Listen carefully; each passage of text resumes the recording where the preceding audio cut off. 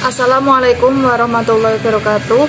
Saya Ervina, nomor induk mahasiswa 2121T1 536 dari STNIK Himsya Semarang akan mencoba mempresentasikan tentang penyelesaian soal besaran-besaran gerak sebagai pemenuhan tugas fisika dari Putri. Sebelum masuk ke soal, saya akan sedikit merangkum tentang materi besaran-besaran gerak terlebih dahulu. Apa saja yang termasuk dalam besaran-besaran gerak?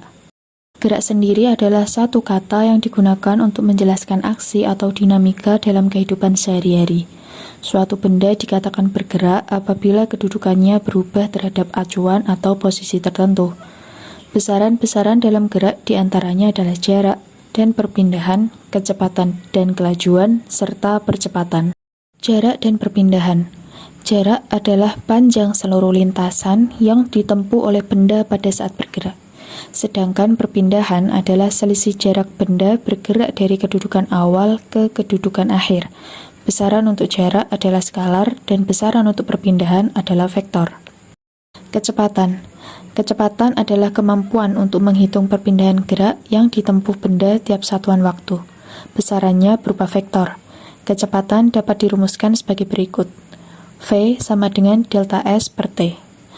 Besarnya perubahan kecepatan pada setiap waktu tertentu disebut percepatan rata-rata. Dapat dirumuskan sebagai berikut. A sama dengan delta V per delta T. Percepatan. Percepatan adalah perubahan kecepatan pada setiap waktu tertentu. Besaran percepatan adalah vektor.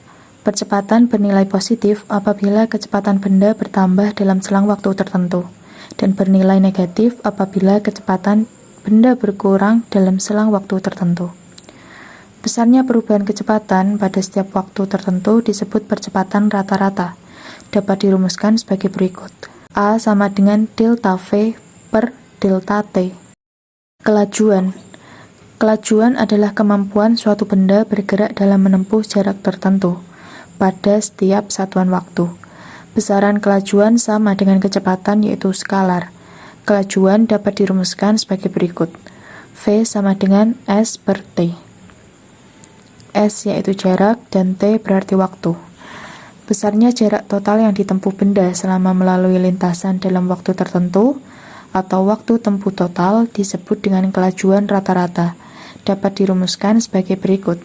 V sama dengan sigma S per sigma T. Demikian sedikit rangkuman dari bab 2. Kita akan masuk ke contoh soal. Soal pertama, seorang atlet berlari dengan kecepatan 30 meter per second selama 15 detik. Berapa jarak yang berhasil ditempuh oleh atlet tersebut? Pembahasannya diketahui kecepatan V 30 meter per second. Waktu tempuh adalah T sama dengan 15 detik. Menentukan jarak tempuh adalah S sama dengan V kali T, yaitu 30 meter per second kali 15 second. Maka ditemukan bahwa jarak tempuh adalah 450 meter. Lalu soal yang kedua, seorang pengemudi ojek online dituntut agar selalu tepat waktu ketika mengantarkan pesanan untuk pelanggannya.